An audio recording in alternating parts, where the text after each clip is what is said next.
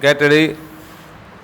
Start. Mr. Deputy Chairman, sir, before beginning my speech on the budget, I would like to associate myself with the other gentlemen without holding any speculation in condemning the incident which was referred to earlier.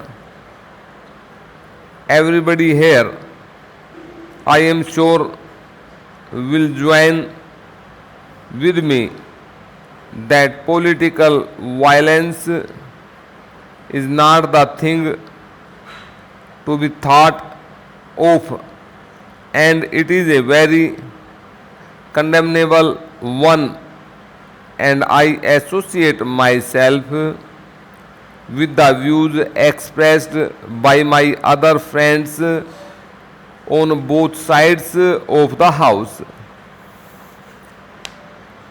So far as the budget is concerned, as the economic survey has indicated, the year 2004-5 was a year of unprecedented economic strains in the history of independent India.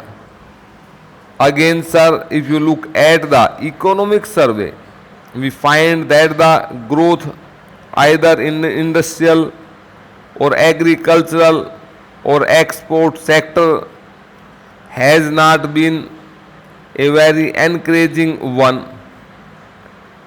Sir, the Honorable Finance Minister, while trying to frame the budget, had to consider the economic crisis faced by the country and had to grapple with many conflicts in framing the budget.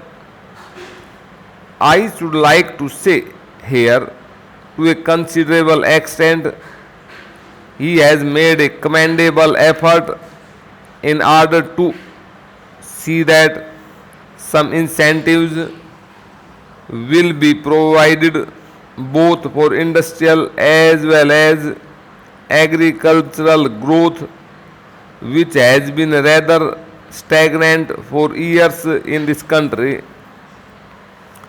So the problems of inflation, economic stagnation, and mounting unemployment, and almost a halt in the industrial and agricultural growth have been facing the country for the last several years, and these have to be broken.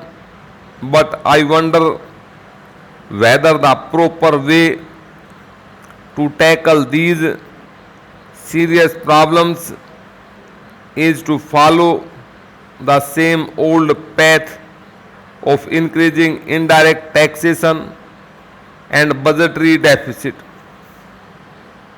If you look at the figures, we find the deficit of rupees 126 crores, which was estimated by the previous finance minister for the year 2004-5, has now revealed itself not to remain at rupees 200 crores, but has actually risen to rupees 600 crores, even though I admit that a substantial part of it is because of food, fertilizers, and oil imports, which in any case